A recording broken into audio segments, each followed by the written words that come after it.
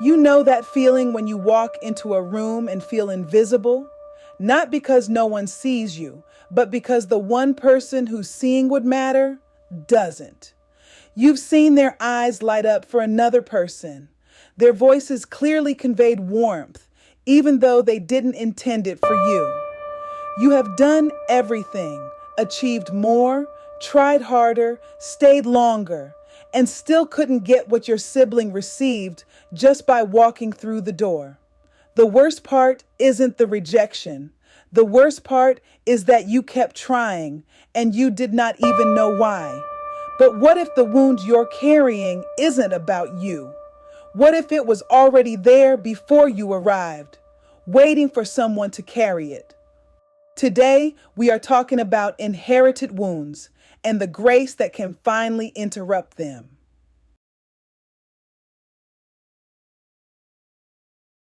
The weight of the wound. What conditional love teaches you. Here's what the wound of conditional love teaches you before you're old enough to name it. It teaches you that you must earn love and that your place in the room is provisional, always subject to review.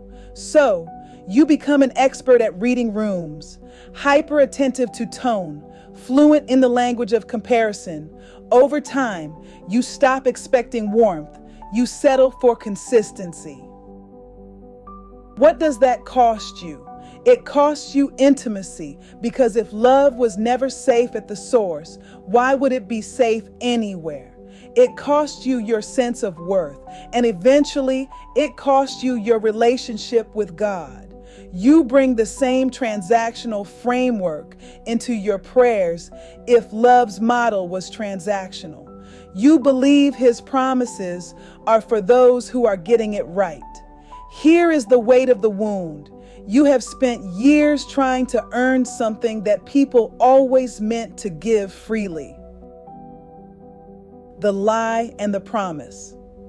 The yes that was never conditional. The wound of parental comparison produces a very specific lie. What makes it dangerous is that it sounds humble. God blesses people who deserve it, and I clearly don't qualify. You have seen other people's breakthroughs. You have watched people who seem less faithful receive what you have been asking for.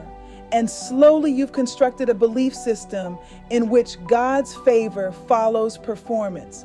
But what if what you've been believing is not the truth of who God is? 2 Corinthians 1:20. For all the promises of God find their yes in him. You cannot find his yes in your faithfulness, your consistency, or your ability to be more like someone else. The yes is in him. Think about the tide. It doesn't ask permission before it comes in. It doesn't measure whether the shore has been worthy. The tide comes in because tides do. God's faithfulness is like that. It is not contingent on your performance. It roots in his character. And his character does not change based on whether you have measured up. Psalm 27:10. Though my father and mother forsake me, the Lord will receive me. That is not a metaphor.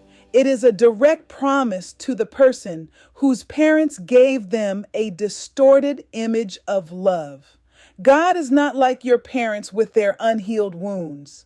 God receives you not because you earned it, but because that is who he is.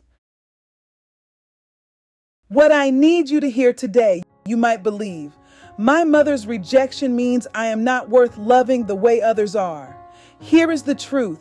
Her inability to love you fully was not a verdict on your worth.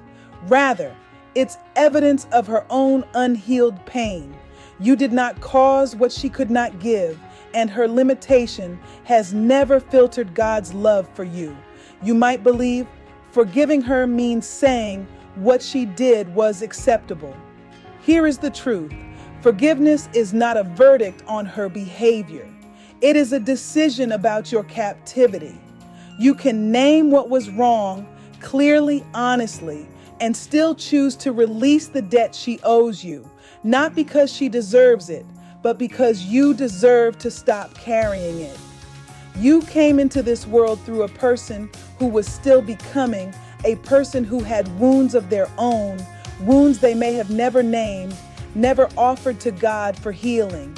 And some of those wounds found you before you had the language to name or refuse them. That is not your fault, and it is not your life sentence.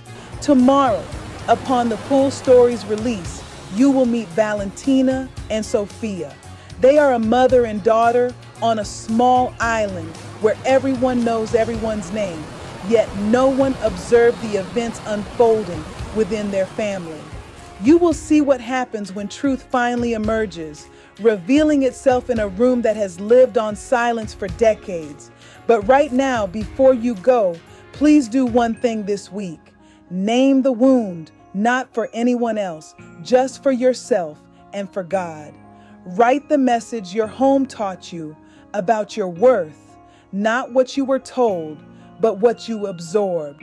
Because naming the wound is the first step towards healing, and God cannot reshape what we refuse to hand Him.